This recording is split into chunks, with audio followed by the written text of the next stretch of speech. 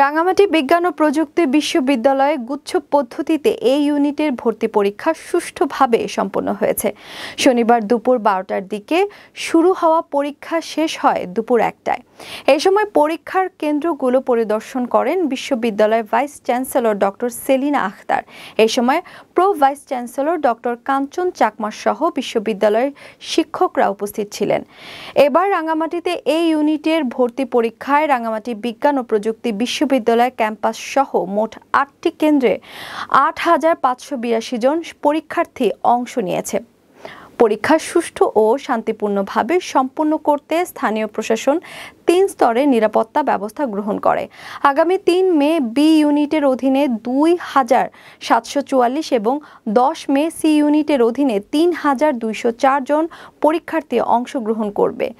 বিশ্ববিদ্যালয়ের vice chancellor doctor Selina Akhtar এই ইউনিটের ভর্তি পরীক্ষা সুষ্ঠুভাবে শেষ করতে পেরে সকলের প্রতি কৃতজ্ঞতা প্রকাশ করেন। এছাড়া আগামী পরীক্ষাগুলো সুষ্ঠুভাবে সম্পন্ন করতে তিনি সকলের সহযোগিতা কামনা করেন।